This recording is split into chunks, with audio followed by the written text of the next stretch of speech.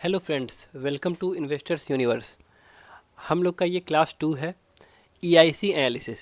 Share market के शुरुआती लोगों के लिए यह एक कोर्स बनाया गया है जो आपके लिए बहुत फ़ायदेमंद होगा।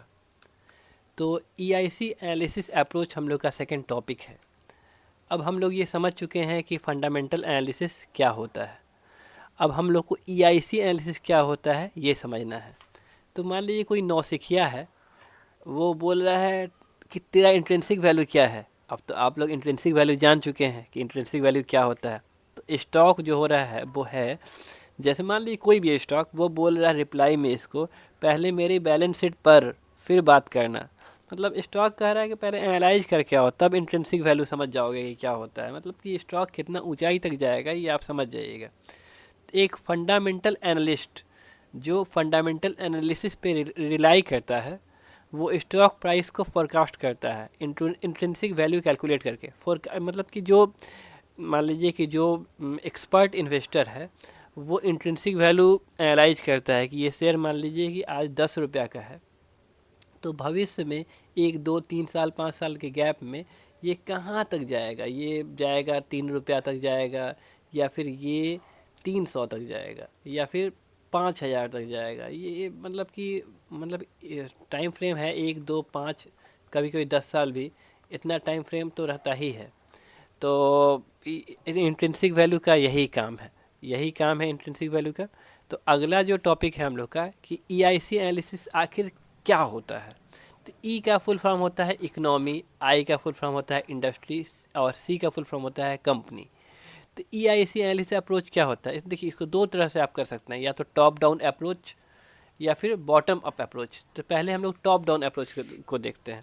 तो इकोनॉमी एनालिसिस क्या होता है, अगर मान लीजिए कि आप इकोनॉमी मतलब कि आप कोई शेयर आपको अच्छा लगा कि क्या ये लिया जा सकता है, तो ऐसे नहीं लिया जा सकता है। मतलब लेने को तो आप ले ही सकते हैं, लेकिन पहले आपको इकोनॉमी एनालाइज करना होगा कि इकोनॉमी का क्या पोजीशन है, रेपो रेट क्या चल रहा है, अमेरिका का फेड रेट क्या है, या फिर अभी इन्फ्लेशन है क्या पोजीशन है, रुपया का क्या वैल्यू है, अभी मॉनसून अच्छा हुआ है कि नहीं इंडिया में।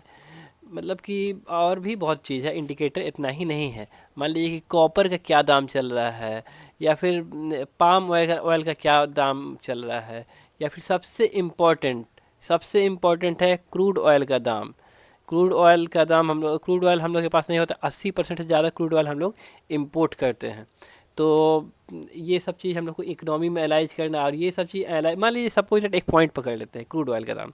अगर क्रूड ऑयल का दाम अगर मान लीजिए कि अभी $62 प्रति बैरल पे चल रहा है, तो ये चीज़ हम लोग जब, और भी फैक्टर है इकोनॉमी का, ये फैक्टर भी है, ये फैक्टर भी है, ये फैक्टर भी है, ये फैक्टर भी है, इतना इंडिकेटर है अभी। तो सपोज दैट एक ही इंडिकेटर पे ये बात करते हैं कि ये $62 प्रति बैरल पे चल रहा है क्रूड ऑयल, तो हम अभी कौन सा शेयर ले सकते हैं। तो ये जो है ना $62 प्रति बैरल, तो इकोनॉमिक सिचुएशन के हिसाब से बहुत सा फोरकास्ट किया गया है कि इकोनॉमी अभी क्या कहते हैं अगले साल 2026 में ये जो क्रूड ऑयल का दाम है ना 55 तक जा सकता है। और फिर और भी एनालाइजेशन हुआ है इस चीज़ में कि क्रूड का ऑयल बहुत से फैक्टर की वजह से डिमांड घटेगा। इजराइल और पैलेस्टाइन का वार ख़त्म हो गया है, या फिर यूक्रेन और रसिया का वार ठंडा बस्ते में जाता हुआ दिख रहा है। तो क्रूड ऑयल का दाम ना, इतना टर्बुलेंस वाला टाइम था, लेकिन क्रूड ऑयल का दाम 70 72 75 65 के आसपास रहा है। तब भी क्या कहते हैं लोग को इम्पैक्ट ज़्यादा नहीं पड़ा है। तो ये दो एक एक एक रिसर्च कह रहा है कि $30 प्रति बैरल तक ये चला जाएगा। मतलब कि अगर आप क्रूड ऑयल रिलेटेड कंपनी जैसे रिलायंस, जैसे HPCL, जैसे IOCL, जैसे BPCL, या फिर ONGC, या फिर क्या कहते हैं कहीं ऑयल इंडिया, अगर ये सब शेयर अभी पकड़ते हैं, तो एकदम आपको 1 साल 2 साल के फ्रेम में जो शेयर, अगर अभी आपको मान लीजिए कि 140 का होगा, वो शेयर आपको लगभग 190 तक चला जाएगा। तो या फिर मान लीजिए कि कोई 300 का शेयर होगा, तो वो आपको 365 370 तक यानी जाएगा। मतलब कि ऐसा है 2027 तक अगर आप वेट करते हैं तो अगला जो टॉपिक है ईआईसी एनालिसिस का, इकोनॉमी में अगर एक्सपेंशन होता है, मान लीजिए कि जीडीपी अभी 8.2 आया है डेटा, अगर इकोनॉमी में एक्सपेंशन होता है तो शेयर प्राइस बढ़ेगा शेयर प्राइस बढ़ेगा। और अगर इकोनॉमी में रिसेशन होता है, अभी तो यानी एक्सपेंशन दिख रहा है। अगर सपोज रिसेशन होता है तो शेयर प्राइस नीचे जाएगा।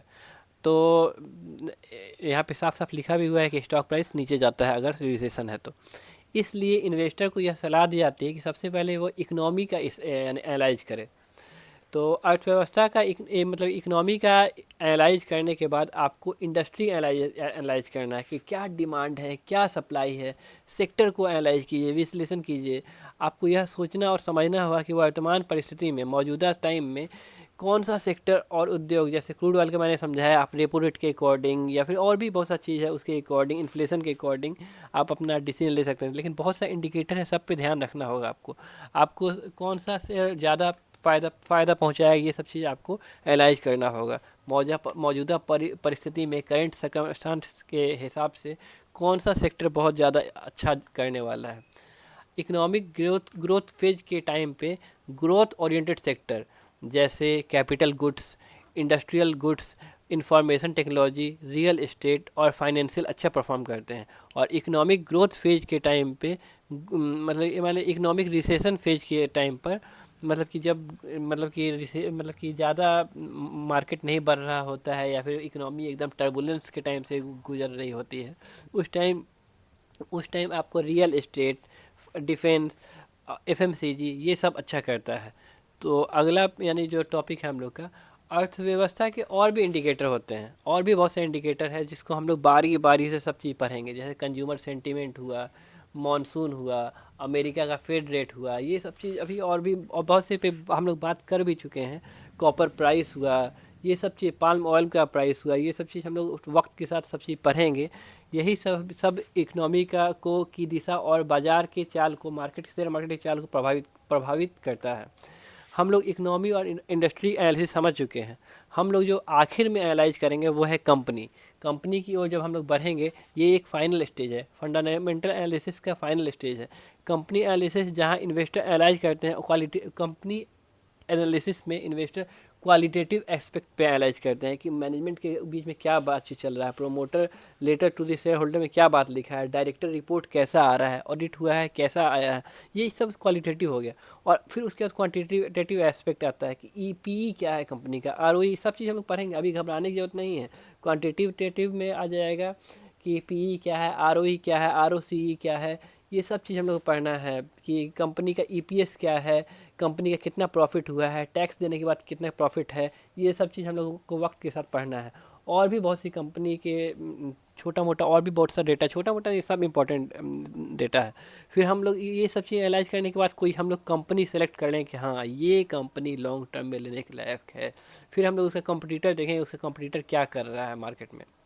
तो जो कंपनी अच्छा होगा सबके से कंपेयर करने के बाद, जो स्टेबल हर साल दर साल स्टेबल कमाते जा रहा है, उसको हम लोग इन्वेस्टमेंट पॉइंट ऑफ व्यू से हम लोग ले सकते हैं, long term investment point of view से। तो हम जब अर्थव्यवस्था का आकलन कर लेंगे, एसेस कर लेंगे इकोनॉमी को, तब हम लोग समझ जाएं कि वर्तमान में इकोनॉमी कहाँ खड़ी है और भविष्य में किस डायरेक्शन में जाने की उम्मीद है। इसके बाद हम लोग इंडस्ट्री लेवल पर फंडामेंटल एनालिसिस करते हैं, जैसे उस इंडस्ट्री की सप्लाई कैसी है, उस प्रोडक्ट का डिमांड कैसा है, इंडस्ट्री की वर्तमान तथा भविष्य में ग्रोथ कैसी रहने वाली है। अगले चरण में हम लोग कंपनी लेवल पर फंडामेंटल एनालिसिस करेंगे। इसमें कंपनी की फाइनेंशियल डेटा, मैनेजमेंट की क्षमता, बिजनेस मॉडल, बाजार में मौजूदा कंपटीशन और कंपनी का वर्तमान व भविष्य की ग्रोथ पोटेंशियल की मूल्यांकन किया जाएगा। इन तीनों पहलुओं, अर्थव्यवस्था, इंडस्ट्री और कंपनी का एनालाइज करने के बाद ही समझदारी से पैसा लगाया जाता है। इसी के साथ हमारा यह चैप्टर ख़त्म होता है। तो हम लोग का जो ये टॉप डाउन अप्रोच है या फिर बॉटम अप अप्रोच है, यही टॉप डाउन अप्रोच आप लोग समझ गए। तो पहले इकोनॉमी एनालाइज करेंगे हम लोग, फिर इंडस्ट्री एनालाइज करेंगे, फिर कंपनी एनालाइज करेंगे। बॉटम अप्रोच में हम लोग जो उल्टा कर देते हैं इस चीज़ को, बॉटम अप अप्रोच में हम लोग उल्टा कर देते हैं कि पहले हम लोग कंपनी चुन लेंगे कि हाँ ये कंपनी की, फिर ये कंपनी चुनने के बाद हम लोग इंडस्ट्री की ओर आगे बढ़ जाएं कि इंडस्ट्री कैसा कर रहा है, किस इंडस्ट्री का ये कंपनी है, ये गवर्नमेंट का सपोर्ट मिल रहा है कि नहीं इस इंडस्ट्री को। फिर हम लोग इकोनॉमी, मतलब कि अगर या तो आप अपने सुविधा के हिसाब से या तो बॉटम अप अप्रोच ले लीजिए ये वाला, या फिर टॉप डाउन अप्रोच ले लीजिए। हम लोग तो टॉप डाउन अप्रोच लेते हैं, लेकिन आप लोग अपने सुविधा के हिसाब से कुछ भी ले सकते हैं। तो इसी के साथ हम लोग का ये आज का क्लास ख़त्म होता है।